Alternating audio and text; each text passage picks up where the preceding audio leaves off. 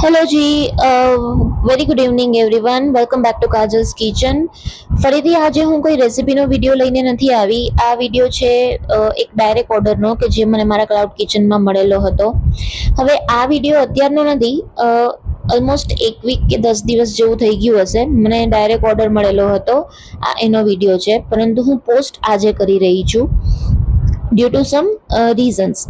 હવે ઓર્ડરમાં હતું mix veg 1 kg plus mix તડકેવાલી દાલ 1 kg.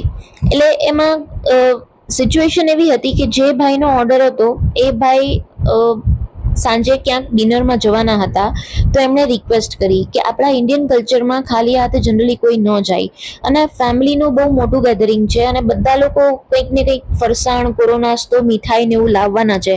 તો હવે હું સેમ મીઠાઈ અને ફરસાણ લઈ જાઉં તો રિપીટ થાય, તો મારે કંઈક એવું લઈ જવું છે કે જે બધાને ભાવે પણ ખરી અને મારે કંઈક લઈ જવાનું થઈ પણ જાય. તો પનીર ભાવે ન ભાવે, અમુક પંજાબી સબ્જી લોકોને ભાવે ન ભાવે, એના કરતાં એણે એક એવો ઓપ્શન મને આપ્યો કે જે બધાને અનુકૂળ પડે, જે છે મિક્સ વેજ સબ્જી. તો બપોરે જ ફોન આવી ગયેલો હતો, એટલે રાત્રે એમને દેવાનું હતું. એટલે સૌથી પહેલાં મેં સાંજે ગ્રેવી તૈયાર કરી. જેમ તમને બધાને ખ્યાલ છે એ રીતે કે ભાઈ હું એક પણ વસ્તુ સ્ટોર કરીને નથી રાખતી. રાત્રે મારે 8 વાગે દેવાનું હતું, એટલે 5 વાગે મેં જસ્ટ ગ્રેવી પ્રિપેર કરી. કારણ કે ગ્રેવી પ્રિપેર કરેલી હોય તો તમે ઇઝીલી પંજાબી ફૂડ તરત રાત્રે ગરમા ગરમ આપી શકો છો.